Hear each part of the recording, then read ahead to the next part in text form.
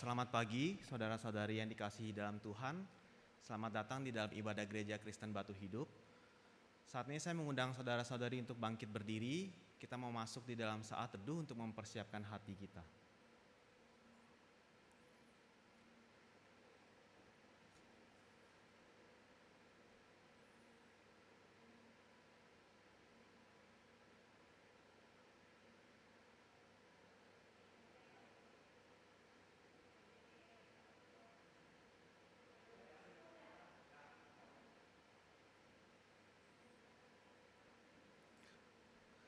Nyanyikanlah nyanyian baru bagi Tuhan. Menyanyilah bagi Tuhan, hai segenap bumi. Menyanyilah bagi Tuhan, pujilah namanya. Kabarkanlah keselamatan yang daripadanya dari hari ke hari. Ceritakanlah kemuliaannya di antara bangsa-bangsa dan perbuatan-perbuatannya yang ajaib di antara segala suku bangsa. Sebab Tuhan maha besar dan terpuji sangat. Ia lebih dahsyat daripada segala Allah. Ibadah kita pada pagi hari ini dimulai di dalam nama Allah Bapa, Allah Anak, dan Allah Roh Kudus. Mari bersama-sama kita memuji Tuhan, kita menaikkan pujian hormat bagi Allah Bapa.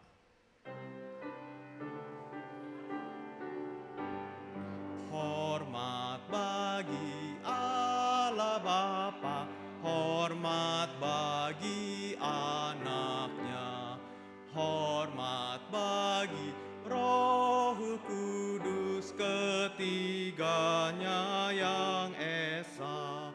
Haleluya, haleluya, ketiganya yang esa.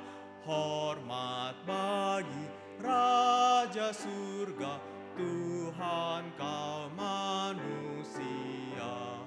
Hormat bagi Raja Gereja di seluruh dunia. Haleluya, haleluya, di seluruh dunia.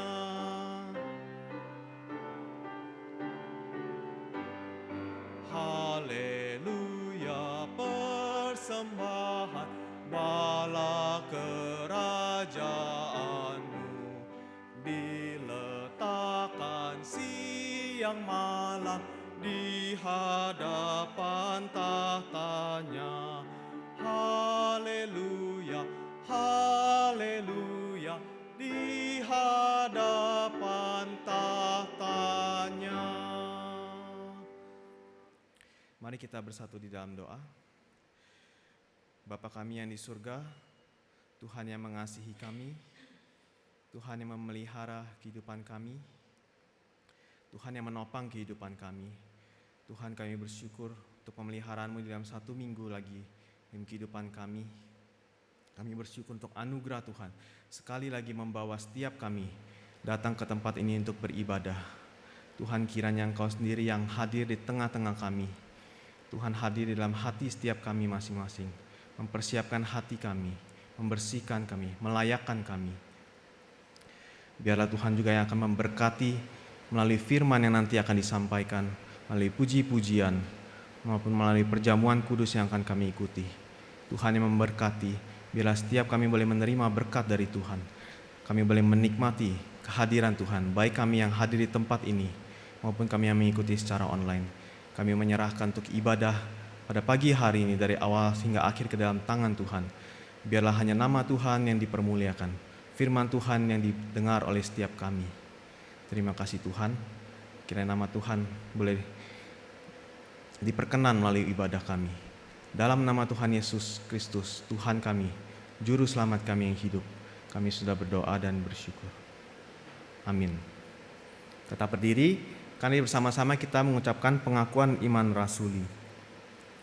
Aku percaya kepada Allah, Bapa yang Maha Kuasa, Khalik langit dan bumi, dan kepada Yesus Kristus anaknya yang tunggal, Tuhan kita, yang dikandung dari Roh Kudus, lahir dari anak darah Maria, yang menderita sengsara di bawah pemerintahan Pontius Pilatus, disalibkan, mati dan dikuburkan, turun ke dalam kerajaan maut.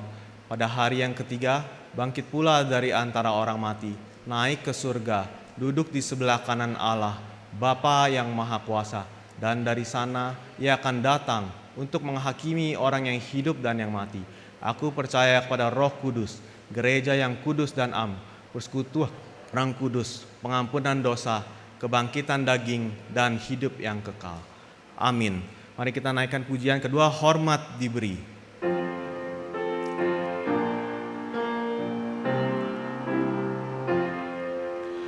Hormat diberi bagi Bapa, Anak, dan Roh Kudus, dari mula sampai sekarang dan seterusnya, termulia. Amin. Amin.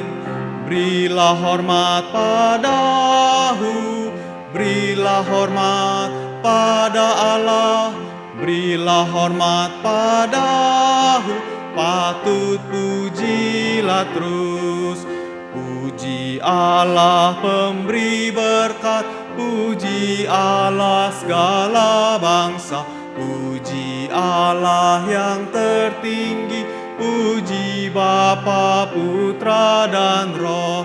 Berilah hormat padahu, berilah hormat padahu, mulia, mulia, mulia, mulia. Berilah hormat padanya, mulia, mulia, mulia, mulia. Berilah hormat padanya, berilah hormat padahu, berilah hormat pada Allah, berilah hormat padahu, patut pujilah terus. Puji Allah pemberi berkat, puji Allah segala bangsa, puji Allah yang tertinggi, puji Bapa, Putra, dan Roh. Berilah hormat padahu, berilah hormat padahu, mulia, mulia, mulia, mulia. Berilah hormat padanya, mulia, mulia, mulia, mulia. Berilah hormat padanya. Jemaat dipersilakan duduk.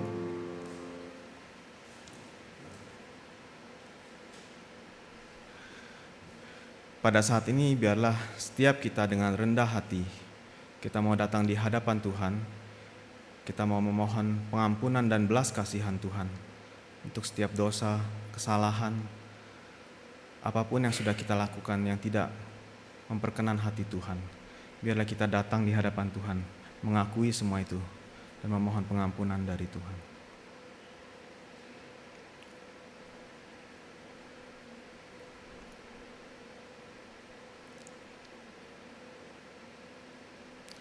Bapa di dalam surga, saat ini kami datang di hadapan Tuhan sekali lagi dengan segala keberadaan kami, dengan hidup kami yang penuh dengan dosa.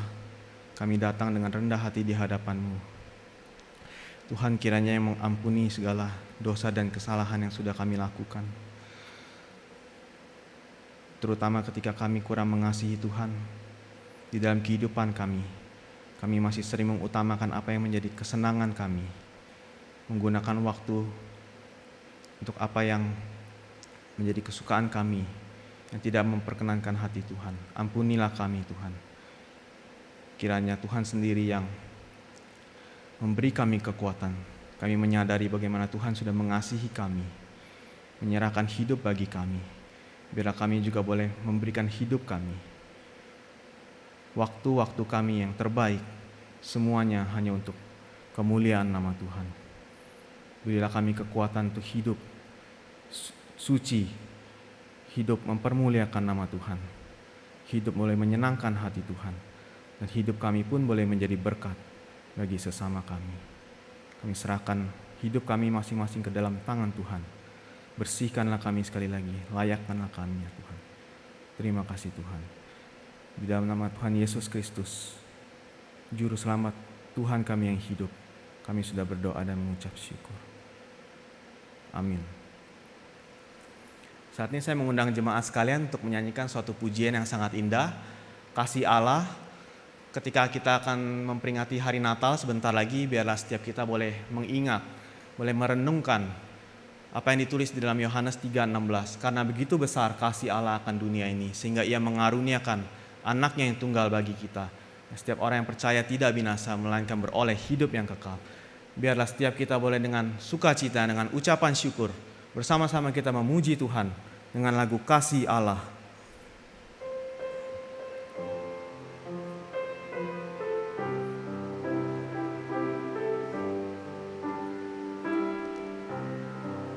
Kasih Allah amat besar dan tak dapat dilukiskan, lebih tinggi dari bintang, namun mencapai dunia, mengaruniakan anaknya, memberi kemenangan,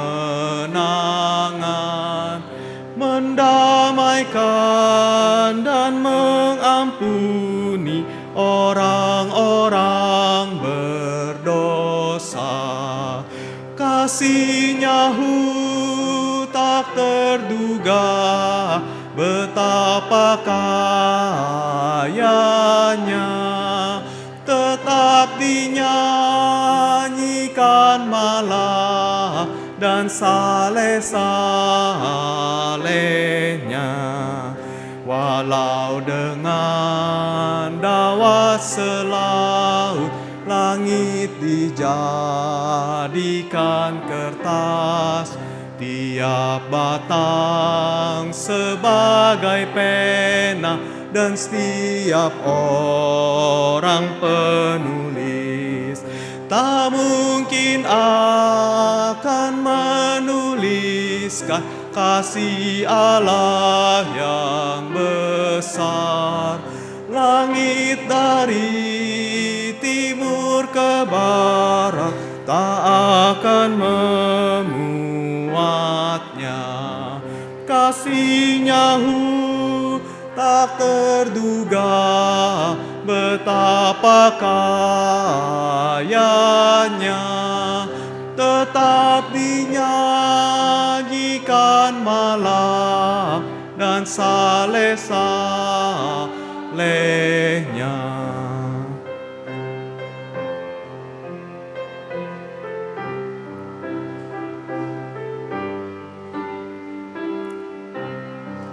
Yang bercacat dikasihani, diampuni, disembuhkan.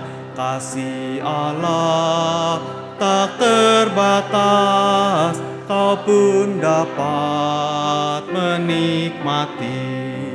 Walau dunia ini berakhir dan kuasanya lenyap, kasih Allah tetaplah teguh kekal selama-lamanya.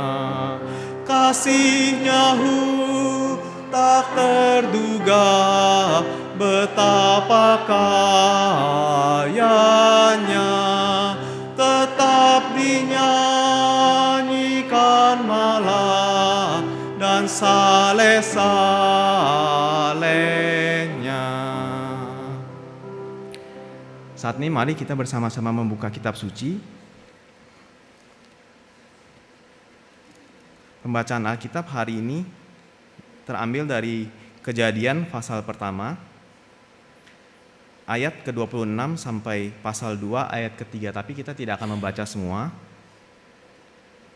Kita akan membaca ayat 26, 27, 28, kemudian 31 dan pasal 2 ayat 1 sampai 3. Mari kita baca bersama-sama.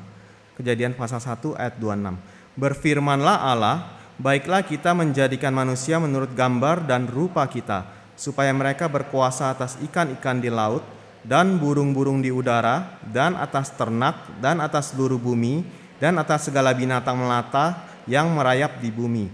Maka Allah menciptakan manusia itu menurut gambarnya, menurut gambar Allah diciptakannya dia, laki-laki dan perempuan, diciptakannya mereka. Allah memberkati mereka, lalu Allah berfirman kepada mereka, beranak cuculah dan bertambah banyak, penuhilah bumi dan taklukkanlah itu. Berkuasalah atas ikan-ikan di laut dan burung-burung di udara dan atas segala binatang yang merayap di bumi. Maka Allah melihat segala yang dijadikannya itu sungguh amat baik. Jadilah petang dan jadilah pagi, itulah hari ke-6. Demikianlah diselesaikan langit dan bumi dan segala isinya. Ketika Allah pada hari ke-7 telah menyelesaikan pekerjaan yang dibuatnya itu, berhentilah ia pada hari ke-7 dari segala pekerjaan yang telah dibuatnya itu. Lalu Allah memberkati hari ke-7 itu dan menguduskannya, karena pada hari itulah ia berhenti dari segala pekerjaan penciptaan yang telah dibuatnya itu. Amin. Mari meresponi pembacaan kitab suci, kita menyanyikan pujian Dalam Peta Allah.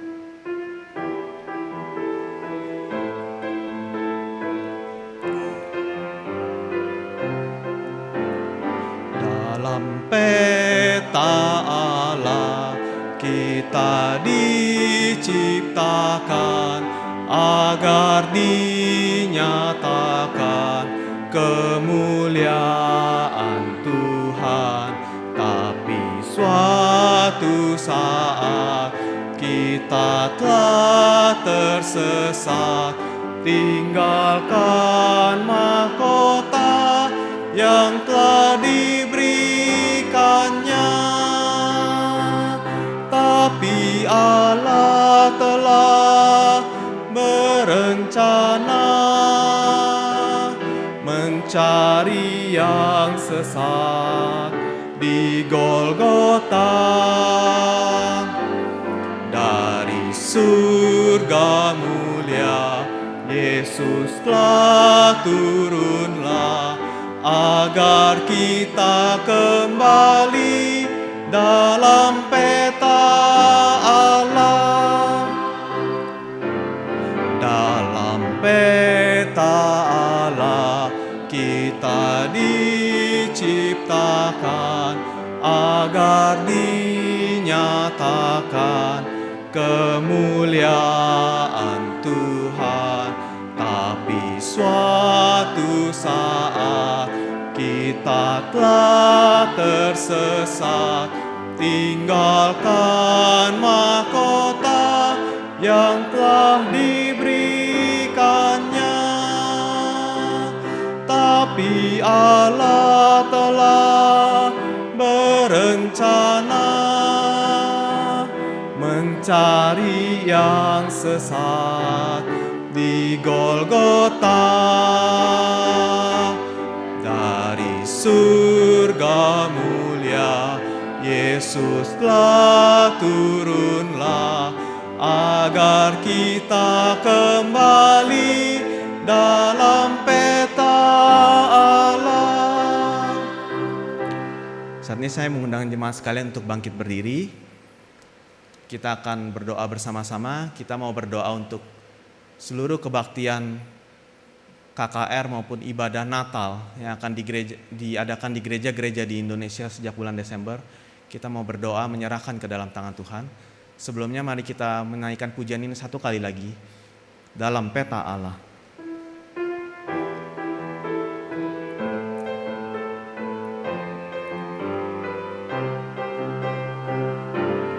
Dalam peta Allah kita diciptakan agar dinyatakan kemuliaan Tuhan.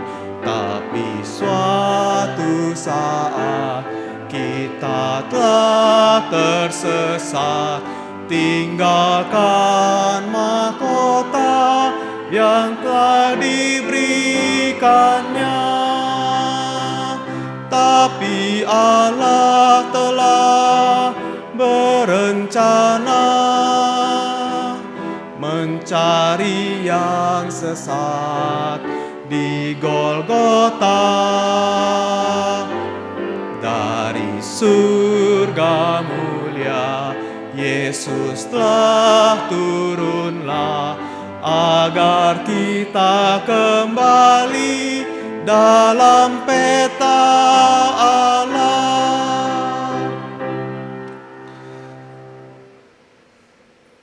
Mari bersama-sama kita mau berdoa untuk seluruh kebaktian ibadah Natal yang akan diselenggarakan di dalam gereja-gereja di Indonesia. Kita berdoa kiranya Tuhan yang boleh memakai setiap kebaktian untuk menyampaikan kebenaran firman Tuhan, berita Natal yang sejati, sehingga banyak orang yang boleh mendengarkan Injil, mendengarkan kabar sukacita, boleh kembali kepada Tuhan.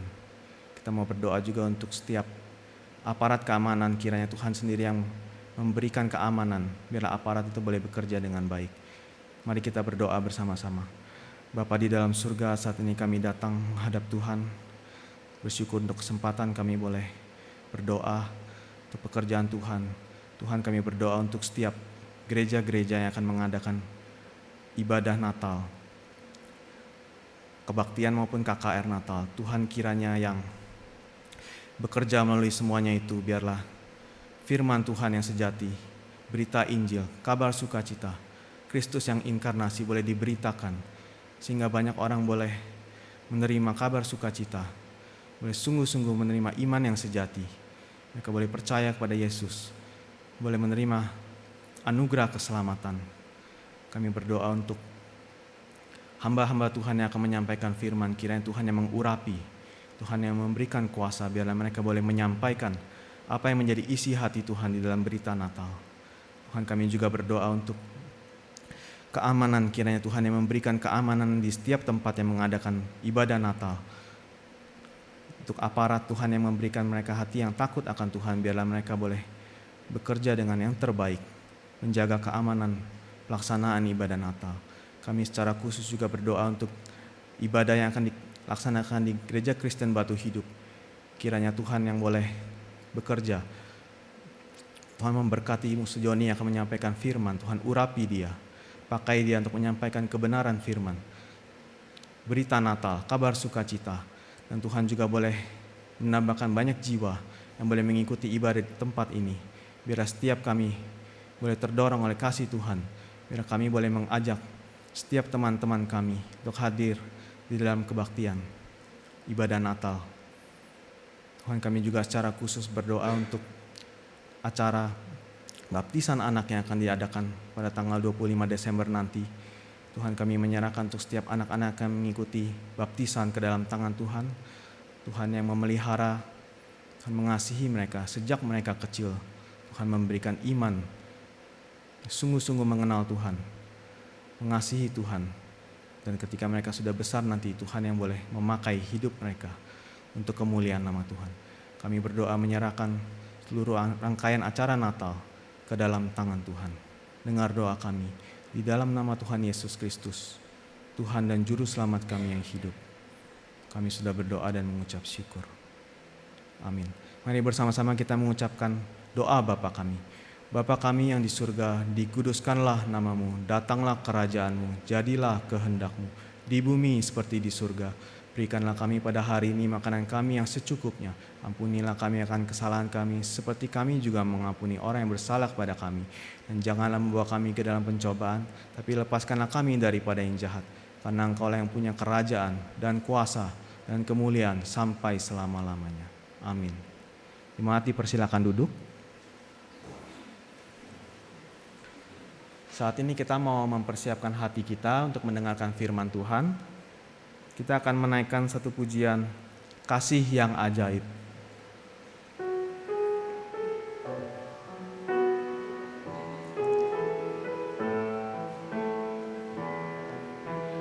Kasih yang ajaib, kasih dari Golgota. Kasih yang ajaib membawa Tuhan dari surga. Walaupun ku pernah jadi seterumu, namun kau cari ku kembali. Tak mungkin ku lupa kasih-Mu nan indah. Ku mau masyurkan kasih Allah. Berkat yang ajaib, berkat dari Tuhanku. Berkat yang ajaib, bagai sinar fajar mereka. Walaupun ku pernah sesat dalam dosa, namun anaknya selamatkanku. Di hadapan Tuhan ku memuji Dia, ku mau tinggikan berkat Allah.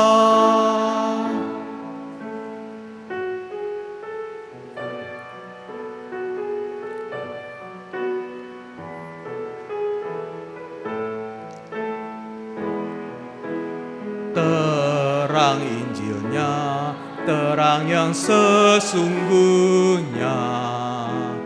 Terang Injilnya yang memberi hikmat kekuatan. Walau dalam gelap, yang memberi terang, yang memberi terang, terang salibnya.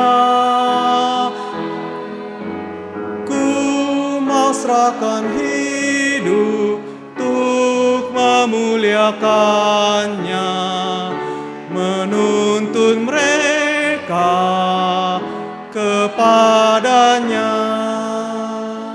Waktu saya serahkan pada Pendeta Markus.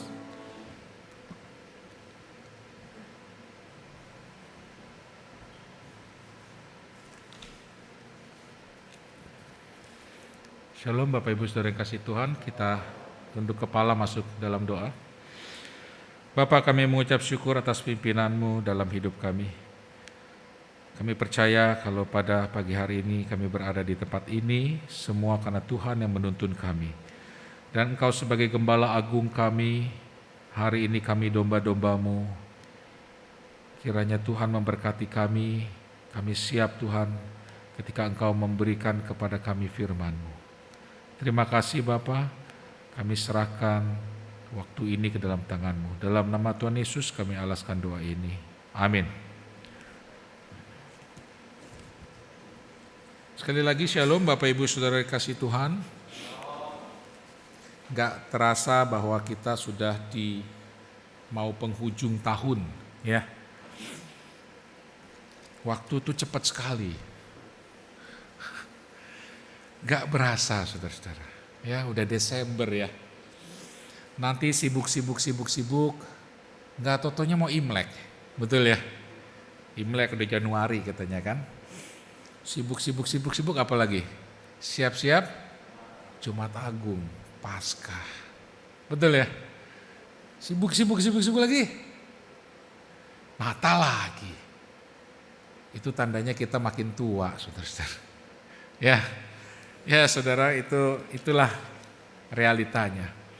Lantas kemudian karena ada orang melihat kok hidup seperti ini ya, cepat sekali ya, monoton ya. Kemudian orang mulai jatuh kepada pesimisme ya. Ada orang yang pesimis, ada orang yang sudahlah, apa yang terjadilah begitu ya. Kehilangan pegangan saudara-saudara. Saudara, hari ini kita mau melihat satu tema. Saya beri tema itu Yesus Gembala yang Agung ya. Yesuslah Gembala Agung kita. Saya dasari dari Yeremia pasal 23 ayat 1 sampai yang ke-6. Yeremia 23 ayat pertama sampai yang ke-6 saya akan membacakan bagi kita semua. Celakalah para gembala yang membiarkan kambing domba gembalaanku hilang dan terserak. Demikianlah firman Tuhan.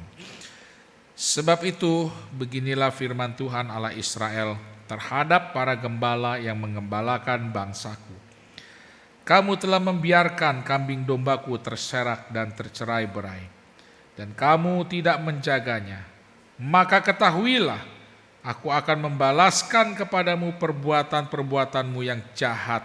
Demikianlah firman Tuhan.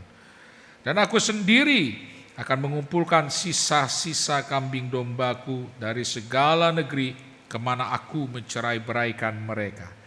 Dan aku akan membawa mereka kembali ke padang mereka. Mereka akan berkembang biak dan bertambah banyak. Aku akan mengangkat atas mereka gembala-gembala yang akan menggembalakan mereka, sehingga mereka tidak takut lagi, tidak terkejut, dan tidak hilang seekor pun. Demikianlah firman Tuhan.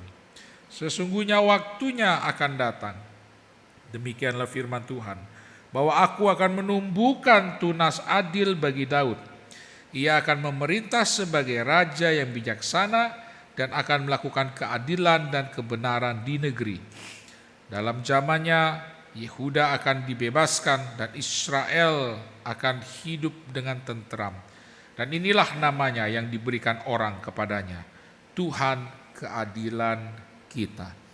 Jemaat yang dikasihi Tuhan, sebagai manusia modern saat ini, saudara dan saya kita cukup menemui kesulitan untuk dapat memahami relasi yang terjadi antara seorang gembala dengan domba yang dimilikinya. Ya, apalagi kita orang kota. Ya, kita jarang-jarang banget kan kalau ngelihat domba begitu ya saudara ya. Ini orang kota nih ya. Kita ngelihat kambing, ngelihat domba sangat jarang. Ya. Orang kota malah seringnya ngelihat kuda, kijang begitu. Karena dia kijang ya, Avanza gitu maksudnya. Kita ngelihatnya yang begituan ya. Nah saudara yang kasih Tuhan, apa sih dan bagaimana sih sebetulnya relasi yang terjadi antara seorang gembala dengan seekor domba atau domba-dombanya? Saudara, kita berusaha memahami relasi emosi itu, saudara. Ya, sekalipun sekali lagi kita butuh effort yang lebih karena kita manusia abad modern dan orang kota. Ya, nah, tapi dari buku-buku, dari Alkitab kita juga bisa mendapat informasi dan gambaran-gambaran. Relasi apa yang sebetulnya terjalin di antara gembala dengan dombanya? Fungsi dan peran serta tugas gembala itu bisa kita lihat ya. Saudara, Yeremia itu nabi yang tidak ikut dibuang ke Babel. Dia bekerja di Yerusalem dan sekitarnya. Nah, bagi masyarakat Israel kala itu, termasuk pada zaman Yeremia, profesi seorang gembala atau sebagai gembala itu bukan profesi yang unik, saudara. Ya, itu biasa dilakukan oleh seorang anak laki-laki atau seorang laki-laki bangsa Yahudi atau Israel. Termasuk di masa Yeremia, ya. Tadi saya katakan bahwa Yeremia itu di seputar Yerusalem dan sekitarnya. Beda dengan misalnya Yeskiel yang bekerja di Babel di pembuangan, ya. Nah, itu mereka berdua sejaman, saudara-saudara. Nah, saudara yang kasih Tuhan, waktu itu kala itu ya, ada dua jenis gembala, saudara. Yang pertama gembala sebagai pemilik domba. Ya, ini orang yang memiliki domba dan kemudian menggembalakan domba itu yang dimilikinya. Kita ingat misalnya Daud ya, menggembalakan kambing domba milik ayahnya, kan gitu kan? Itu punyaan dia tuh, punyaan keluarganya gitu, ya. Tapi ada tipe yang kedua, yaitu gembala yang dibayar untuk menjaga domba orang lain. Nah, itu yang kalau kita kenal sebagai gembala upahan, ya. Kalau di Alkitab dikatakan sebagai gembala upahan, saudara-saudara. Nah, saudara, di dalam Injil Yohanes pasal 10 ayat 11 sampai 16, Injil Yohanes pasal 10 ayat 11 sampai 16, di situ Tuhan Yesus mengidentifikasikan dirinya sebagai gembala pemilik domba. Ya, jadi Yesus memberi perumpamaan dan memposisikan dirinya bahwa dia adalah seorang gembala yang tipe pemilik domba, bukan upahan, gitu. Ya. Nah, saudara, sebagai pemilik domba yang menggembalakan domba-dombanya dikatakan dalam Injil Yohanes tadi, Yesus memiliki hubungan yang erat dengan para dombanya. Ya. Sang gembala ini punya hubungan yang erat. Mereka saling mengenal. Dikatakan bahwa gembala mengenal suara dombanya.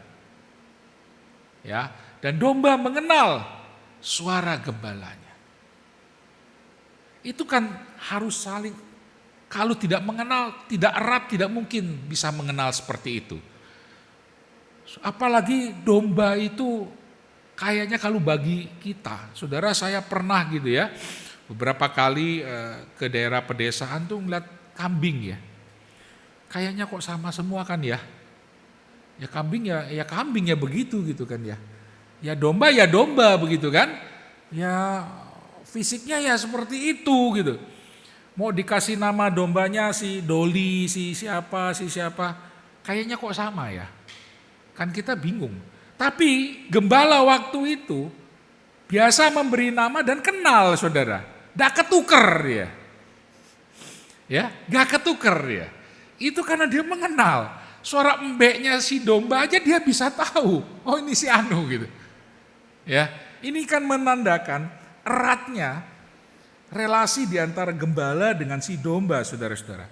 Bahkan dikatakan bahwa para gembala itu siap mempertaruhkan nyawanya untuk melindungi domba-dombanya. Kalau ada hewan buas yang mau memangsa, wah mereka siap.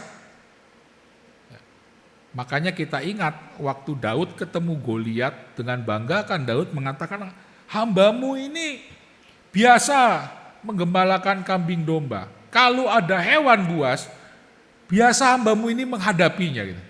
Ya kan? Daud waktu itu kan masih sekia. Ya, masih muda. Dia gak tahu Goliat seperti apa gitu. Ya. Tetapi dengan apa yang ada, ya memang seperti itulah prakteknya ya, pakai pengumban gitu ya. Tapi dia harus siap seorang gembala. Nah, Yesus menggambarkan dirinya bahwa dia adalah pemilik domba. Dia bukan gembala upahan. Kalau gembala upahan melihat, wah mereka akan berpikir, upahku saja kayaknya tidak pantas sampai aku mempertaruhkan nyawa buat sebesar itu gitu. Ya kan? Ngapain lah? Biarin aja tinggal. Mau makan-makanlah, paling beruang atau harimau makannya satu, ya kan? Satu ekor enggak apa-apa, gak akan miskin tuanku. Ya kalau nyawaku hilang kan enggak ada gantinya. Maka kaburlah kalau dia gembala upahan. Tapi Yesus mengatakan dia bukan gembala upahan, dia pemilik domba. Nah, peran dan tugas gembala itu apa sih bagi para dombanya? Peran dan tugas gembala itu kalau kita melihat, misalnya dilukiskan dalam Mazmur 23. Ingat toh ya, Mazmur 23. Tuhan adalah gembalaku, ya kan? Nah, itu menggambarkan realita sehari-hari kehidupan gembala ya seperti itu. Dia menuntun dombanya ke air yang tenang, ya. Mencarikan padang yang berumput hijau. Menyediakan makanan bagi para dombanya. Itu memang perannya. Dia menuntun jalannya si domba, saudara. Saudara, domba itu hewan yang tidak memiliki sesuatu di dalam dirinya untuk memperlindungi dirinya, saudara. Dia tidak bisa menjaga dirinya dari predator. Ini domba, saudara. Padahal dia penyedia protein yang sangat menggiurkan, ya kan? Dia di dalam rantai makanan itu seekor domba itu yang paling bawah, saudara. Ya, itu siap diterkam oleh serigala dan yang lainnya, saudara. Nah, jadi saudara, sangat-sangat kehidupan seekor domba itu bergantung pada bagaimana si gembala dengan setia dan disiplin dan kasih sayangnya menuntun si domba ini. Tanpa itu, saudara-saudara, hidupnya terancam, senantiasa terancam. Nah, oleh karena tanpa kehadiran seorang gembala, seekor domba rentan dimakan oleh hewan buas. Domba itu pun secara naluriah dia mengenal. Dia harus mengenal panggilan dari sang gembala. Tanpa itu hidupnya akan terancam. Ini insting dia sebagai hewan. Nah, saudara, mari kita sekarang dengan gambaran seperti itu, mari kita melihat ke dalam bagian Yeremia tadi. Ya, di situ kita bertemu dengan teguran Tuhan kepada para gembala Israel. Ya, ayat pertama dikatakan, celakalah para gembala yang membiarkan kambing domba gembalaanku hilang dan terserak. Saudara, siapa para gembala yang dimaksud di sini? Waktu itu yang dilihat sebagai para gembala Israel itu ada 3 jabatan secara tradisional, yaitu nabi, imam, dan raja. Jabatan-jabatan inilah, orang-orang yang di dalam jabatan inilah yang dianggap sebagai para gembala bagi Israel. Mereka harusnya orang-orang yang bisa menuntun bangsa Israel ke padang yang berumput hijau, ya, menghalau para lawan-lawannya, membuat bangsa Israel menjadi gemuk, menjadi makmur, membawa keamanan bagi bangsa Israel. Kalau dia seorang raja, maka dia harus raja yang betul-betul melayani masyarakatnya. Itu sebabnya ketiga jabatan ini adalah jabatan yang dianggap sebagai para gembala Israel. Tetapi lantas, apakah ketiga jabatan ini, nabi, imam, raja, itu adalah pemilik Israel? Tidak. Konsepnya tidak begitu.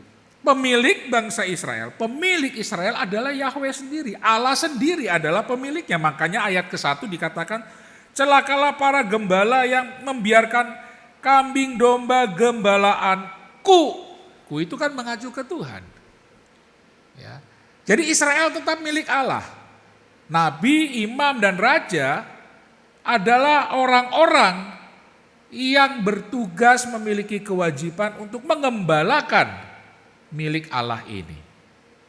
Nah, ketiga jabatan ini punya tugasnya, punya otoritasnya masing-masing di bidangnya sendiri-sendiri. Misalnya nabi.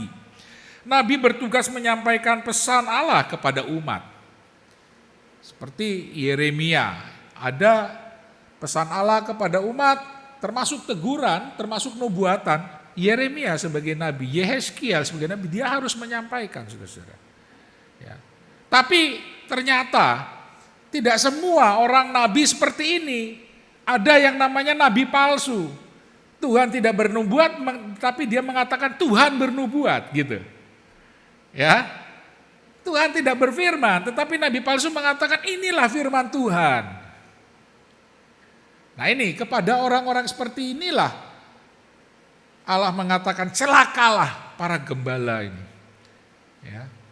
Demikian juga imam yang seharusnya di situ ada otoritas untuk menyampaikan persembahan umat di hadapan Allah dan kemudian mengajarkan umat tentang hukum-hukum Allah. Ternyata ada imam-imam yang tidak melakukan pekerjaannya dengan baik, dengan yang seharusnya. Ya, kita ingat keluarganya Imam Eli misalnya di dalam perjanjian lama, ya kan, anak-anaknya bahkan sebelum dipersembahkan daging-daging itu kepada Tuhan dipilih dulu yang bagus. Ya kan? Dikorupsi dulu. Ada imam-imam juga imam-imam palsu yang tidak sungguh-sungguh.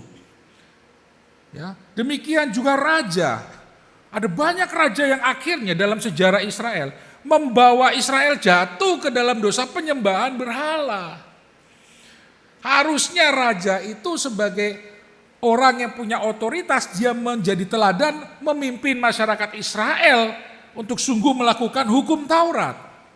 Tetapi di dalam sejarahnya kalau kita lihat di dalam kitab raja-raja begitu ya, itu banyak para raja Israel itu yang justru membawa Israel jatuh ke dalam penyembahan berhala. Nah oleh karena dosa-dosa seperti itulah Allah menghukum membuang Israel ke dalam pembuangan, membawa Israel ke dalam pembuangan, saudara-saudara. Nah itu sebabnya Yeremia yang Tuhan pakai tadi, Yeremia saya katakan dia bekerja di Yerusalem dan sekitarnya. Melalui Yeremia Allah mengatakan kepada orang Israel, celakalah para gembala ya, yang membiarkan dombaku hilang. Karena ternyata sekalipun sudah dalam posisi kondisi yang begitu sulit, ini para gembala ini tetap tidak mau bertobat. Tetap ada nabi palsu, imam palsu, raja yang tidak beres, itu tetap ada ketika masa-masa sulit itu pun. Saudara bisa bayangkan saudara-saudara. Itu sebabnya Allah murka. Ya.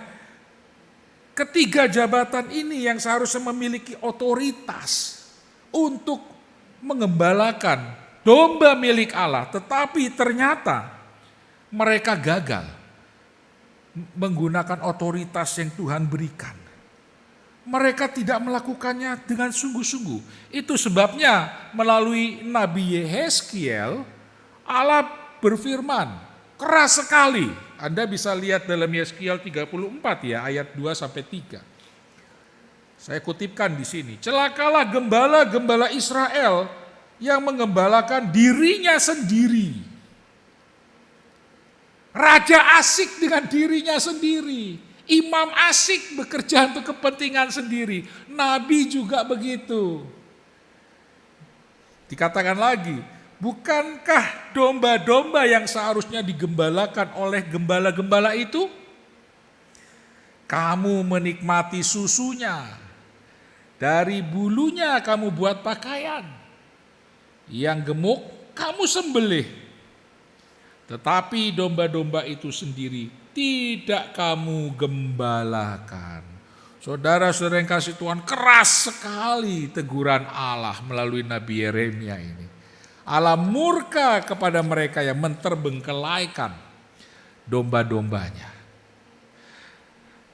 Saudara yang kasih Tuhan, di dalam Alkitab jelas gambaran Allah seperti gembala. Dan Allah adalah gembala agung bagi domba-dombanya.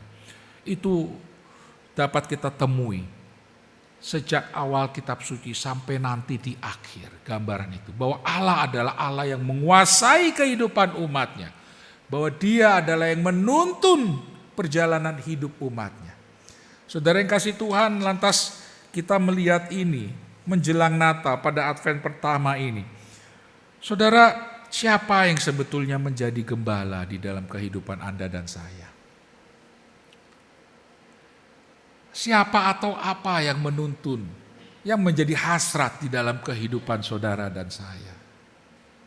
Ini menjadi refleksi sendiri bagi saya, saudara-saudara. Apakah saya masuk kategori ini? Orang yang menggemukkan dirinya sendiri, orang yang memikirkan kepentingannya sendiri, tidak peduli dengan domba-domba Allah. Apakah di dalam hidup saya sudah menjadikan Allah itu sebagai gembala saya? Atau jangan-jangan saya sedang mengejar ambisi, dan dengan demikian menjadikan ambisi itu sebagai gembala di dalam kehidupan saya. Saya tidak mengatakan kalau memiliki ambisi dan keinginan dan cita-cita itu salah. Tetapi kalau sampai keinginan, ambisi dan cita-cita itu lantas tidak kita letakkan di bawah kehendak Allah, nah ini yang akan menjadi masalah, saudara-saudara. Jadi seharusnya Allah itu adalah tetap sebagai gembala saudara dan saya. Apapun profesi kita, dimanapun Tuhan tempatkan saudara dan saya untuk berkarya di dalam kehidupan, Dia adalah penuntun kita. Tadi saya sampaikan di awal, saya mencoba mengajak kita sedikit berpikir, kok waktu ini begitu cepat, kan gitu ya? Tahu-taunya Natal lagi, kan gitu. Tahu-taunya mau Sintia lagi. Nah saudara, dalam waktu yang seperti ini, di dalam rentang kehidupan kita, Tuhan beri banyak waktu kita untuk berefleksi. Siapa sebetulnya di dalam seumur hidup kita gembala kehidupan ini? Saudara, kalau kita melihat sejarah manusia, kemarin saya menonton sebuah tayangan, saya lupa di mana, di History Channel kalau saya tidak salah ya. Di situ dikatakan bahwa dalam sejarah manusia itu membuat gedung-gedung atau tempat-tempat yang dipersembahkan kepada Allah atau dewa itu sangat luar biasa, saudara. Besar-besar. Mencoba dikalkulasi, coba dikalkulasi. Kira-kira kalau dengan uang sekarang itu berapa? Ya, mulai dihitung, saudara. Ada beberapa bangunan yang luar biasa besar dipersembahkan kepada Allah. Ada raja di India, ya, mempersembahkan kepada Dewa Wisnu karena dia penganut Dewa Wisnu. Kuil emas di India yang sampai sekarang katanya peninggalannya masih ada. Ya, buktinya masih ada. Apa tujuan semua itu? Nah, kita melihat juga dalam peninggalan di sejarah Kristen, katedral-katedral yang besar, yang megah, gereja-gereja yang megah begitu luar biasa. Hagia Sophia di Turki, sekarang dijadikan masjid, ya kan? Itu kan besar-besar. Kalau dikalkulasi itu ratusan triliun rupiah, saudara-saudara. Lantas pertanyaannya, itu buat apa dulu itu? Ya kan dipersembahkan katanya untuk kemuliaan nama Tuhan, kan gitu kan? Dipersembahkan untuk pelayanan Tuhan, untuk memuliakan Tuhan.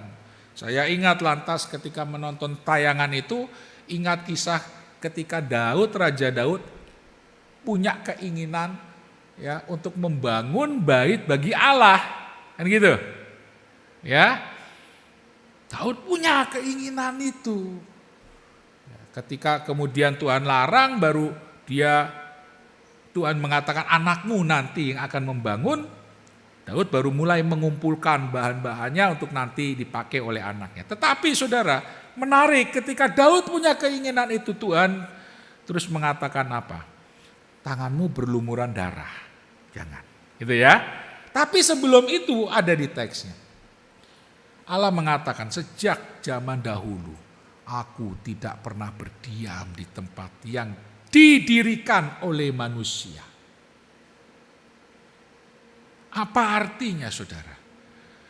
Saudara yang dikasih Tuhan, artinya bahwa Allah tidak bisa dikerangkeng di dalam gedung gereja yang megah atau semegah apapun. karena dia melampaui itu semuanya. Jadi kadang-kadang kita terjebak. Ya, dalam sejarahnya kita melihat raja-raja Kristen lah kita ngomong ya. Kaisar-kaisar, bahkan para imam membangun begitu besar rumah bagi Allah. Dipersembahkan buat kemuliaan Allah. Tapi kemudian pertanyaannya, apa betul itu betul-betul bagi Allah? Mari kita menelisiknya lebih dalam. Ternyata dalam banyak sekali kasus, bukan sungguh-sungguh buat Allah, tapi buat ketenaran nama si raja yang membangun. Kalau saya raja atau kaisar kala itu dan saya bisa mendirikan katedral yang begitu hebat, yang terkenal namanya siapa? Saya. Paham saudara? Hati-hati, kadang kita pun terjebak dalam hal yang sama. Kita sering mengatakan buat pelayanan, saya melayani buat Tuhan. Buat kemuliaan nama Tuhan. Nah, pada momen kritis itulah kita harus refleksi di hadapan Tuhan. Sungguhkah buat Tuhan aku lakukan? Atau jangan-jangan buat keharuman namaku? Atau jangan-jangan buat menutupi kegelisahanku? Karena saudara ada kasus-kasus orang membangun gedung, membangun yang begitu besar, itu sebenarnya untuk menutupi kegelisahannya. Untuk menutupi kegelisahannya, merasa saya ini orang berdosa. Kalau mati aku akan masuk neraka. Lantas gimana cara aku bisa mengatasi rasa bersalahku ini? Lantas dia mulai memberikan sesuatu kepada Tuhan. Ya, jadi tujuannya semua pelayanannya itu untuk menenteramkan hatinya, saudara. Ya. Ada misalnya yang melakukan sesuatu. Saya tanya ada mahasiswa saya, usia sudah 60 lebih. Bukannya sakit jantung tapi gagal jantung, dia bilang. Sudah pasang ring semuanya gitu ya. Udah tua, tapi masih mau ikut kuliah teologi. Saudara, mumet dia ketika saya membawakan tentang filsafat timur. Ya, tentang filsafat Weda, yoga, pusing dia. Tapi satu ketika saya tanya, Bapak, maaf, ngapain Bapak ikut capek-capek ikut kuliah S1 lagi kayak gini, Pak? Kan Bapak tinggal baca aja buku. Ya dulu mudanya saya janji sama Tuhan mau sekolah teologi, tapi nggak ada kesempatan. Sekarang sebelum saya dipanggil saya mau kuliah. Paham itu saudara? Ini sebagai contoh ketika tindakan sebetulnya untuk menenteramkan hati. Paham ya? Apa Tuhan mau dia sungguh kuliah? Tanda tanya besar. Tapi yang jelas untuk menenteramkan hati itu dilakukan. Nah kadang kita pun kan melakukan hal yang sama saudara-saudara. Betul? Kita berdoa bukan karena kita betul menyadari bahwa Allah adalah gembala agung kita, tetapi untuk menenteramkan hati saya yang lagi gelisah. Ya toh? Saya berdoa, saya berjanji, saya ke gereja bukan karena saya sadar di dalam hidup saya bahwa dia adalah gembala agung di dalam kehidupan saya. Bukan, tapi karena supaya hatiku tidak merasa bersalah. Masa orang Kristen tidak ke gereja hari Minggu? Masa orang Kristen tidak baca Alkitab dan berdoa? Saudara, kalau itu yang terjadi, maka saudara ini sebetulnya ada masalah. Mari saudara masa Advent ini, Minggu Advent ini, kita kembali ya memeriksa diri. Apakah betul Allah itu sudah menjadi gembala, sudah menjadi pemimpin di dalam kehidupan saya? Dan apakah betul saya mengenal suaranya? Atau jangan-jangan saya sedang menjadi domba yang memanipulasi Sang Gembala Agung itu. Saudara, ini berlaku bagi siapa saja, termasuk bagi saya. Teguran ini keras yang Tuhan sampaikan kepada orang Israel lewat Yeremia. Ini sebuah nubuat. Ayat ke-5 dan ke-6 dikatakan, Aku akan menumbuhkan tunas adil bagi Daud. Ia akan merintah sebagai raja yang bijaksana dan akan melakukan keadilan dan kebenaran di negeri. Inilah namanya yang diberikan orang kepadanya, Tuhan keadilan kita. Statement ini, ayat-ayat ini diulangi lagi dalam pasal 33 ayat 14 sampai 16 di dalam kitab yang sama. Itu berarti ini bagian yang sangat penting. Allah bernubuat melalui Yeremia menubuatkan, ya. Allah berfirman melalui Yeremia, nanti akan datang, ya. Akan ada utusan, inilah nama yang diberikan orang kepadanya, Tuhan keadilan kita. Aku akan menumbuhkan tunas adil bagi Daud. Siapa dia itu, saudara-saudara? Nah, saudara, Natal adalah penggenapan daripada nubuat ini. Kristuslah sang tunas Daud itu, saudara-saudara. Ya, sebagai manusia, Allah menjadi manusia itu dalam keturunan Daud. Jadi 3 otoritas tradisional itu, nabi, imam, dan raja, itu kena kepada pribadi Yesus.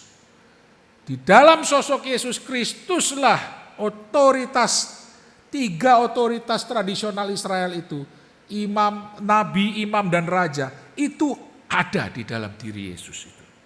Nah, saudara-saudara yang kasih Tuhan, hari ini kita, dan tadi sudah dikatakan banyak gereja dalam Natal ini yang melakukan KKR gitu ya, ibadah Advent pertama, Advent kedua, Advent ketiga, dan seterusnya. Gereja sudah mulai nih ya, KKR, dan sudah mulai bersolek ya, sudah mulai pohon Natal dan sebagainya. Gereja tidak mau ketinggalan juga mall, ya toh, mall sudah banyak. Sudah bersiap, bersolek. Ada pohon Natal raksasa gitu kan. Dan yang jelas kalau Merry Christmas itu adalah ada yang namanya ho ho ho kan gitu kan. Diskon datang. Maka berbondong-bondong orang Kristen mencari diskon. Saudara yang kasih Tuhan, apakah Natal itu? Apakah itu maknanya Natal? Pasti kita semua mengatakan, ya enggak lah Pak, itu kan edisional, tambahan-tambahan. Iya, tapi faktanya, saudara, banyak gereja terjebak lebih memikirkan selebrasinya, perayaannya. Betul? Sekarang saya permisi tanya, berapa anggaran-anggaran yang dianggarkan di dalam gereja-gereja untuk menyambut Natal? Dan sebagian porsi besarnya itu buat apa? 1, jelas buat dekor, betul? 2, buat ngundang artis. Ya kalau ini yang gede-gede ya, undang artis. Ngapain kok Natal undang artis nyanyi? Biar yang datang banyak. Nah itu kalau yang datang banyak, kolektornya banyak. Balik modal, ada selisih. Nah puji Tuhan, berkat Tuhan, masuk kas gereja. Saudara, saya tidak bohong. Ini faktanya. Saya ngomong sama pengurus-pengurus gereja seperti itu, saudara. Ini ada. Ya. Apalagi kemudian, buat apa lagi? Yang terbesar itu porsinya itu. Selain tadi buat dekor, buat segala macam. Ada gereja yang murah hati, kasih bingkisan waktu Natal. Ya kalau cuma 100 gak apa-apa lah ya kan. Ada gereja besar, ratusan orang memberikan bingkisan. It's okay, enggak apa-apa. Kan seperti yang Yesus lakukan ya dengan 5 roti dan 2 ikan. Kan gitu kan? Kamu harus memberi mereka makan, kata Tuhan. Gitu kan? Masuk mereka pulang dengan lapar. Kalau mereka pingsan di jalan gimana? Itu ayat yang dikutip. Nah, terus saya nyeletuk. Lah zaman Yesus belum ada Grab dan Gojek. Kalau sekarang lapar, enak. Tidak perlu begini. Banyak dana untuk itu. Tapi saya compare, saya bandingkan. Maaf, berapa persen dana gerejamu untuk misi, untuk penginjilan, untuk diakonia? Kalau mau diakonia membantu jemaat atau melakukan misi atau penginjilan yang terkait aktivitas seperti itu, rapatnya lama, saudara-saudara. Rapatnya lama, debatnya mati-matian. Karena ini kan terkait penggunaan dana gereja besar. Tapi kalau untuk selebrasi perayaan Natal gitu, cepat saudara, tidak pakai lama. Wong ini happy gitu. Duh, saya pikir, saudara, mari ya, ini momen-momen yang baik bagi kita untuk kembali kita berefleksi. Siapa yang menjadi gembala di dalam kehidupan pribadi kita? Yang kedua, siapa yang menjadi gembala di dalam kehidupan kita berjemaat, termasuk di dalam gereja ini? Gembala agung kita adalah Allah sendiri. Kita ini domba punyaan Dia. Milik Dialah kita ini, saudara-saudara. Saudara, ini memang gampang diucapkan. Ya, saya ini punyaan Tuhan, Tuhan adalah gembalaku, ya, Mazmur 23 ya toh. Tapi coba praktekkan di dalam kehidupan. Tuhan adalah gembalaku. Dia menuntun saya, menjaga saya.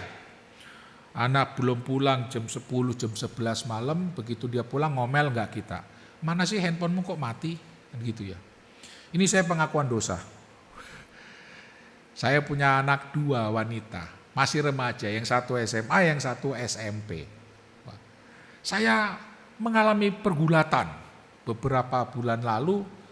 Saya akhirnya mengakui dosa ke hadapan Tuhan. Karena begini, ini anak-anak kan biasa kan sama ya namanya waktu SD gitu ya. Kan selalu sama saya, sama istri gitu kan, dekat. Apalagi masa COVID kemarin dia 24 jam ya. Kalau orang-orang itu, saya dengar awal-awal COVID itu, banyak keluarga membutuhkan konseling.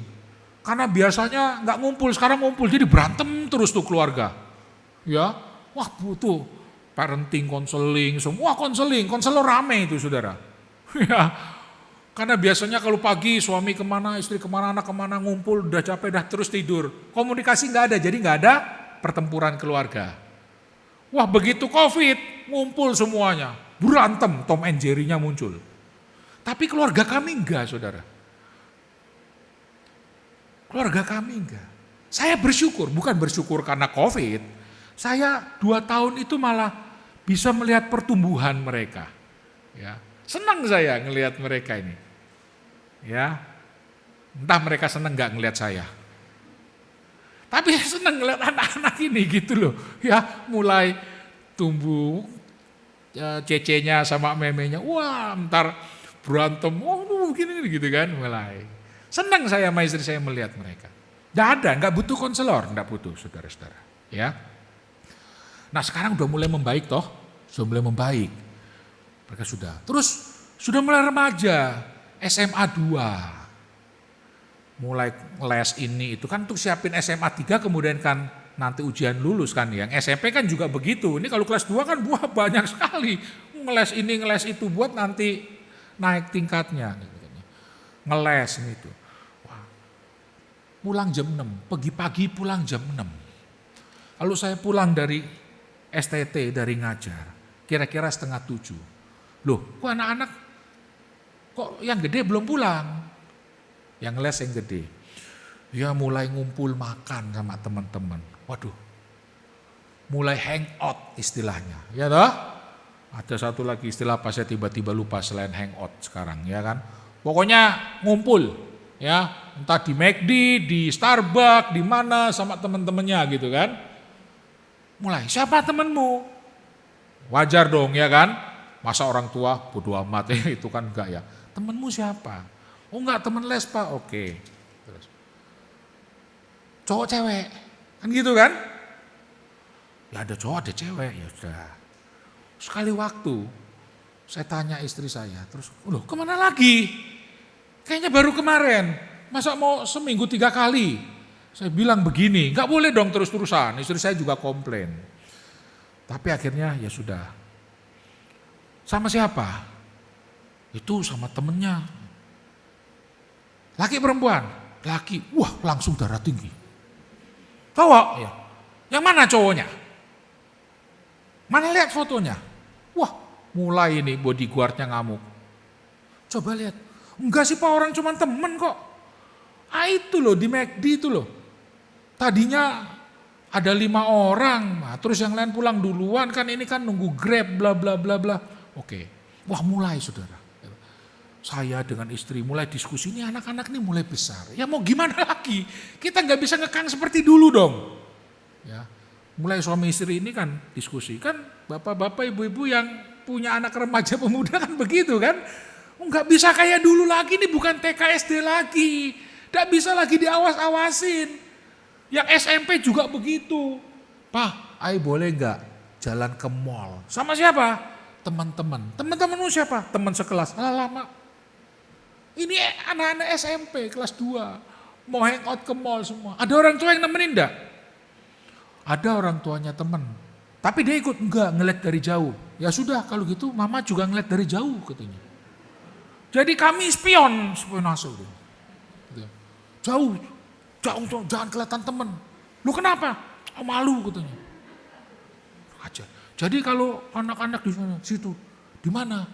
Ya, itu di Starbucks apa ngumpul. Orang tuanya pura-pura milih baju. Lihat. Udah kayak, saya bilang sama istri kita kayak orang blokon ini kayak gini. Habis gimana anak-anak? Udah kan ada handphone. Kadang-kadang handphonenya malah udah diaktifin. Wah celaka. Nah ini Saudara. Ini kan mulai seperti itu kan. Nah berapa hari kemarin itu kan saya mengalami kejadian-kejadian ini ya udah bulan-bulan lalu. Terus istri saya lebih tenang Saudara. Sudah tenang aja katanya ya. Anak-anak sudah besar, bisa jaga diri gitu kan. Tenang aja lah katanya. Nanti ada pakai apa itu? Aplikasi Zenly itu apa itu kan. Kan nanti bisa dilacak. Tenang aja lah, percayalah gitu. Dalam hati saya kok kamu bisa gitu ya. Saya ini gak bisa. Tapi akhirnya saya capek sendiri Saudara. Capek sendiri, senyo sendirian kok. Waduh capek sendiri. Akhirnya saya doa, Tuhan betul ya, Engkau gembala agung. Nah kan itu anak-anak saya kan juga domba kepunyaan Tuhan. Iya kan, domba kesayangan Tuhan. Bukan bapaknya aja, bukan biangnya aja yang dombanya Tuhan. Lah anak-anaknya juga. Dia milikmu Tuhan. Saya tidak bisa jaga dia 24 jam. Saya tidak mungkin jaga pergaulannya, jaga apa yang dia lihat di handphone, pergaulannya di tempat les, di gereja, di mana. Tidak mungkin saya jaga. Tuhan aku berserah. Dan aku menyerah saya bilang. Dalam doa saya give up Tuhan. Saya tidak bisa begini. Akhirnya saya berdamai dengan keadaan. Dan akhirnya saya pas ketemu ayat ini ya udah. Dan kemudian dari Mazmur juga kan selalu itu. Tuhan adalah gembalaku. Loh iya saya bilang. Makanya saya katakan tadi, bahwa Allah itu gembala kita. Kita ini domba punyaan dia itu gampang kita ngomongin. Betul ya? Tapi realita keseharian, jujur. Kita perlu adaptasi loh. Kita perlu effort untuk merendahkan diri betul dan menyerahkan itu kepada Tuhan loh. Iya toh? Sama ini soal anak, nanti Anda soal bisnis, soal kesehatan, macam-macam. Saudara, Tuhan adalah gembala agung kita. Iya. Mari kita belajar sehari demi sehari. Nah, Natal ini, menjelang Natal ini, Advent kita. Saya membaca analisis ya, untuk tahun depan dan sebagainya. Wah, kok nadanya pesimis rata-rata saudara-saudara. Krisis gitu ya. Oke, krisis perang dunia 3 nuklir lewat, karena di G20 kemarin Biden sama pemimpin Cina itu siapa? Kok lupa saya tiba-tiba. Xi Jinping ketemu sama Biden, udah janjian katanya. Dah gak pakai nuklir gitu kan ya. Udah pakai nuklir, senjata nuklir gitu. Ya. Tapi Rusia kan gak ikut. Lah yang biang kerok kan Rusia. Kalau si Putin iseng, si Putin celuk satu, perintahkan, wah repot. Dunia enggak pasti, krisis global, kesana kesini meluas. Banyak pabrik tutup, wah macam-macam. Analisis, lah kok ini pesimis, semuanya pesimis, saudara-saudara. Ya, saudara kita ini memang sedang menghadapi hal seperti itu. Banyak ketidakpastian. Ya, pergolakan seperti apa ke depan kita tidak tahu. Tapi saudara-saudara, hari ini kita diingatkan, kita disapa oleh firman Tuhan. Allah itu gembala kita. Amin saudara.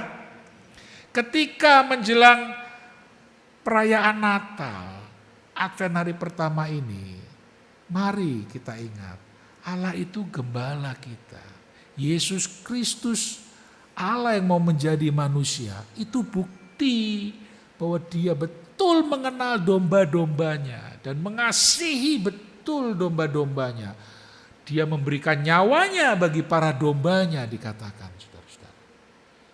Ya, nah saudara, kalau Allah begitu menganggap saudara dan saya, manusia itu begitu berharga, dan Allah yang maha suci, maha kudus, maha kuasa mau menjadi manusia demi selamatkan saudara dan saya.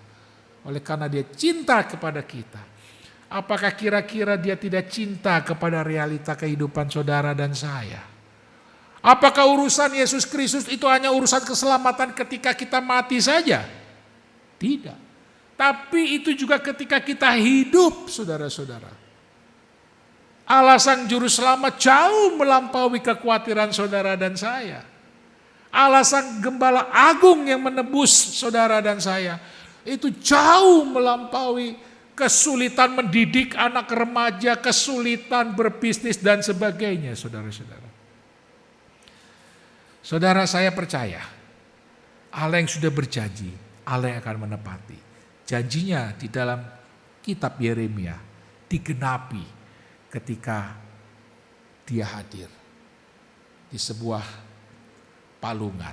Saudara yang dikasihi Tuhan, Allah adalah Allah Sang Gembala Agung kita.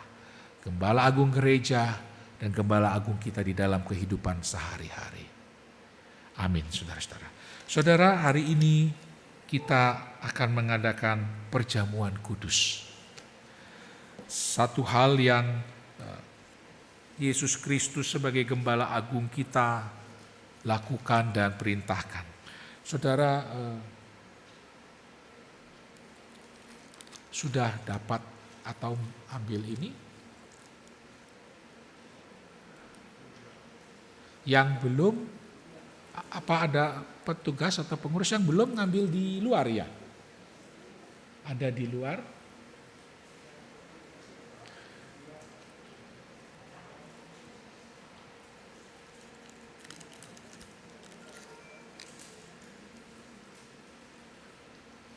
Yang belum ambil boleh ambil, atau ada yang belum dapat? Sudah ada semuanya? Sudah memiliki semuanya ya? Oke, mari saudara kita bangkit berdiri sambil kita menyanyikan sebuah lagu. Silakan. Pimpin ke Kalvari. Mari kita bernyanyi lagu ini.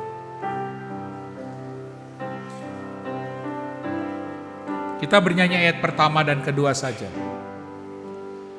Mahkotailah Raja hidup, mulia bagimu.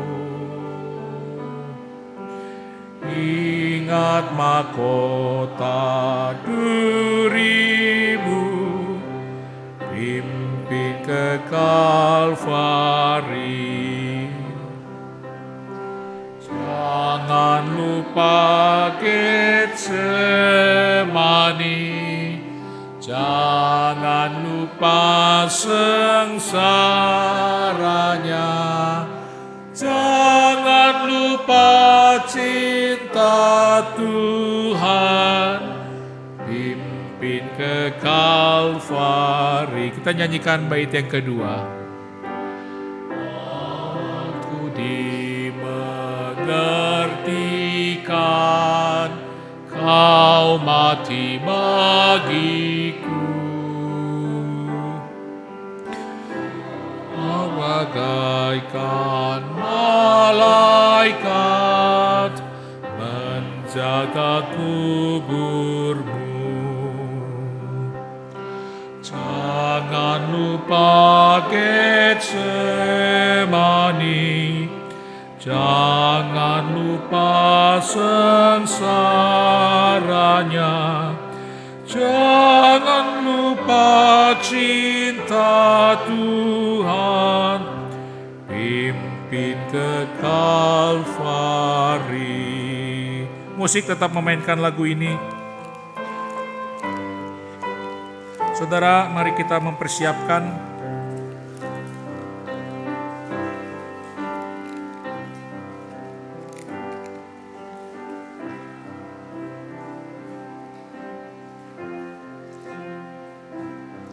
Tuhan Yesus pada malam waktu ia diserahkan mengambil roti, dan sesudah itu ia mengucap syukur atasnya. Ia memecah-mecahkannya dan berkata, "Inilah tubuhku yang diserahkan bagi kamu. Perbuatlah ini menjadi peringatan akan aku." Saudara, kita berdoa sebelum kita memakan roti perjamuan ini. Bapa, kami bersyukur Tuhan memberikan kepada kami kesempatan untuk mengikuti perjamuan ini, untuk kembali mengenang betapa Tuhan mengasihi kami. Engkau adalah Gembala Agung di dalam kehidupan kami. Engkau Allah yang rela menebus kami yang hina dan berdosa ini. Kami mengucap syukur untuk semua ini. Dalam nama-Mu kami terima perjamuan ini.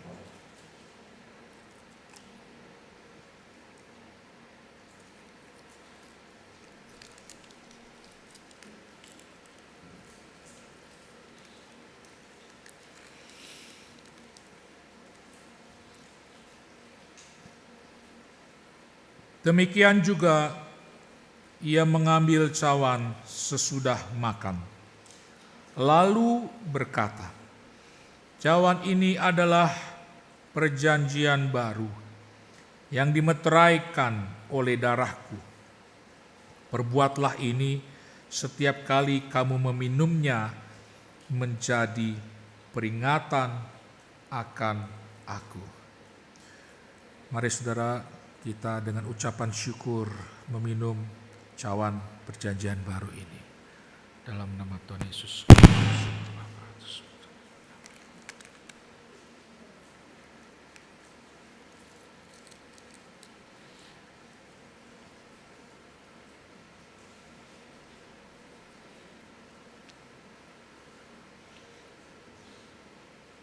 Mari kita sekali lagi berdoa.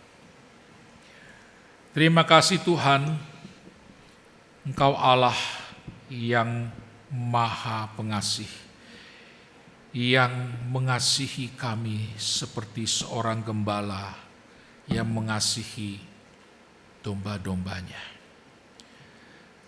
Dari awal kehidupan kami di dunia fana ini, Engkau merancang, Engkau menuntun, Engkau mengasihi kami. Tidak ada sedetik pun di dalam kehidupan kami Tuhan melalaikan kami. Bapa, terima kasih untuk kasih yang begitu besar.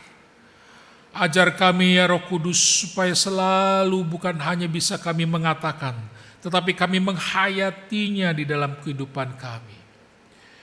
Biarlah Roh Kudus yang selalu menuntun kami, mengingatkan, menegur dan membimbing kami di dalam kami melakukan aktivitas sehari-hari. Ingatkan kami, kuatkan kami untuk selalu bersandar pada Engkau, ya Gembala Agung kami. Terima kasih ya Allah.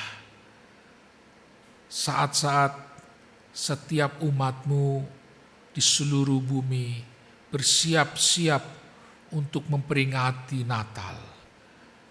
Kami percaya Engkau Sang Gembala kami. Engkau yang selalu mengingatkan dan menuntun umat-Mu. Bapa, terima kasih. Kami menyerahkan umat Tuhan di tempat ini ke dalam tangan-Mu. Kami percaya Engkau pun adalah Gembala yang selalu menuntun kehidupan mereka. Dalam nama Yesus Kristus kami alaskan doa ini. Amin. Silakan duduk, saudara yang kasih Tuhan.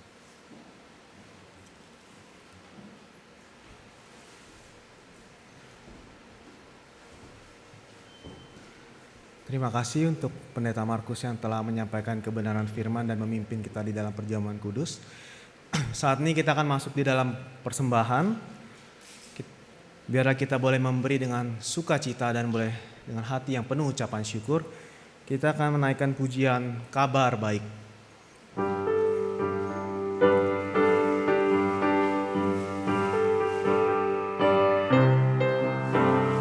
Padang rumput yang sunyi, Gembala jaga domba, tiba-tiba berbunyi suara malak di surga.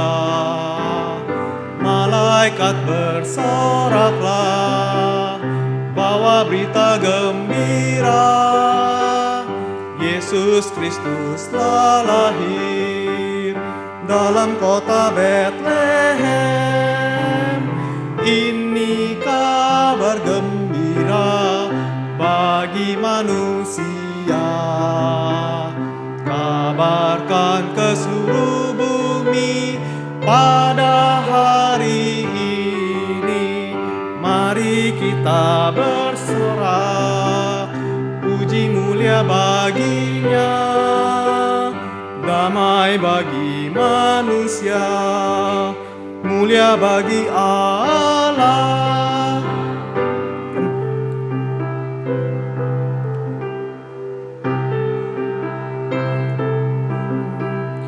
Puji serta menyembah, tiga orang majus datang memberi hadiah di dalam palungan. Yesus kecil berbaring, anak Allah yang tunggal, lahir jadi manusia. Ini kabar gembira bagi manusia. Kabarkan ke seluruh bumi pada hari ini. Mari kita bersorak, puji mulia baginya. Damai bagi manusia, mulia bagi Allah. Mari bersama-sama kita bersatu di dalam doa. Bapa di dalam surga, kami mengucap syukur Tuhan untuk Kristus Sang Gembala Agung kami. Kristus yang sudah datang ke dalam dunia untuk menjadi penebus bagi setiap kami. Tuhan yang pernah hadir di dalam dunia ini, hadir di tengah-tengah manusia. Dan Tuhan yang juga saat ini hidup di dalam hati setiap kami, anak-anak yang percaya kepada Engkau. Tuhan, saat ini kami bersyukur untuk seluruh pemeliharaan Tuhan dalam kehidupan kami. Saat ini juga kami diberikan kesempatan untuk memberikan persembahan. Kiranya persembahan ini boleh memperkenan hati Tuhan, dan Tuhan boleh memakai persembahan ini untuk pekerjaan Tuhan di tempat ini. Terima kasih Tuhan, hanya di dalam nama Tuhan Yesus Kristus, Tuhan dan Juru Selamat kami yang hidup, kami sudah berdoa dan bersyukur. Amin. Saat ini saya mau membacakan warta gereja. Jemaat diundang untuk mengikuti komsel di Gereja Kristen Batu Hidup.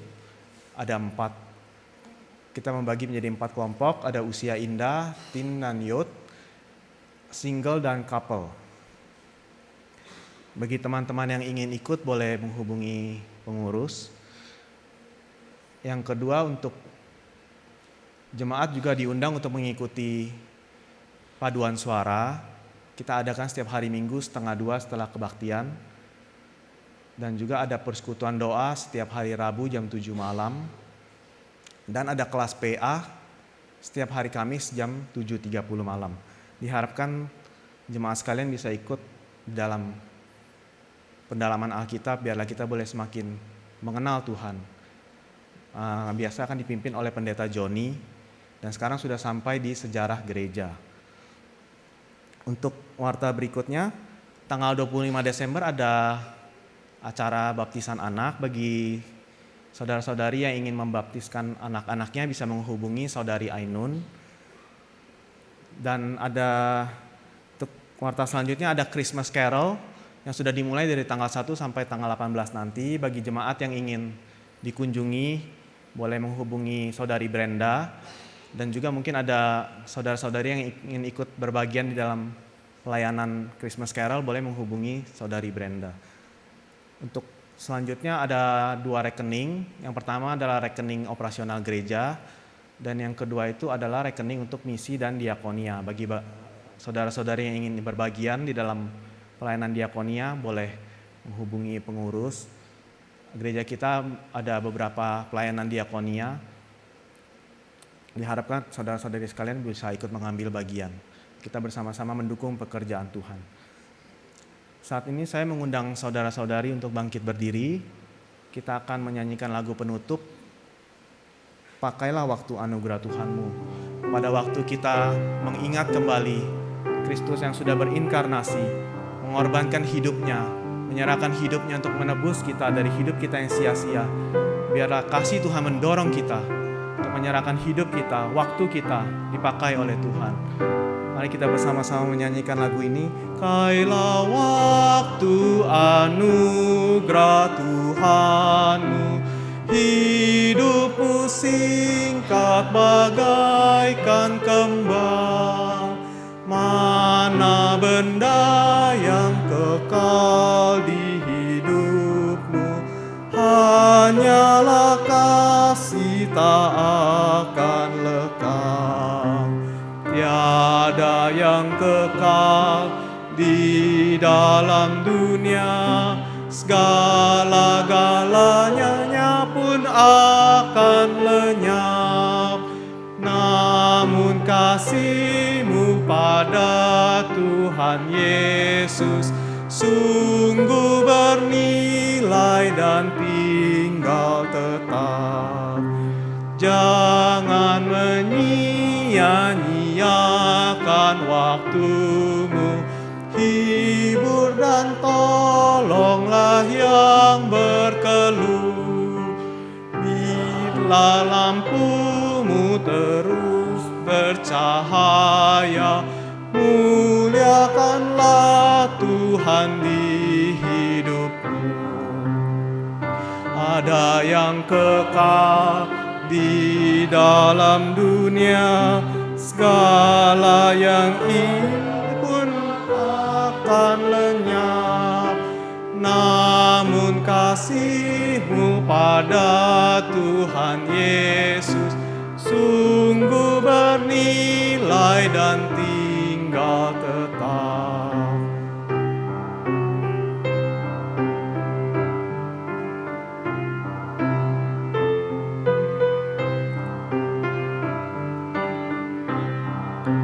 Karya jerih-Mu demi kan dihargai benar olehnya. Kasih yang sudah kau tabur di dunia, nanti kau tuai di surga mulia. Tiada yang kekal di dalam dunia, segala-galanya pun akan lenyap. Namun kasih-Mu pada Tuhan Yesus sungguh bernilai dan tinggal tetap. Waktu saya serahkan kepada Pendeta Markus untuk membawakan doa berkat.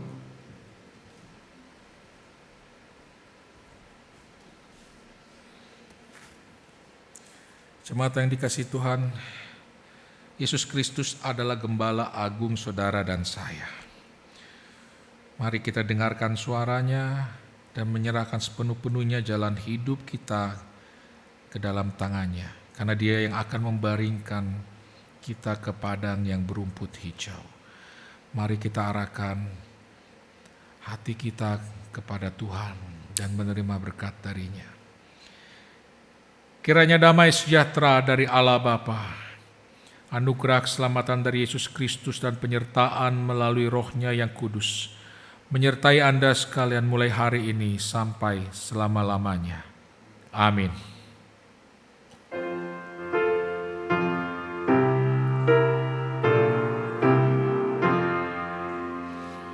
Puji Allah Bapa Putra, puji Allah Roh Kudus, ketiganya yang esa, pohon selamat, sumber berkat. Amin. Silakan duduk saat teduh ibadah selesai. Tuhan memberkati.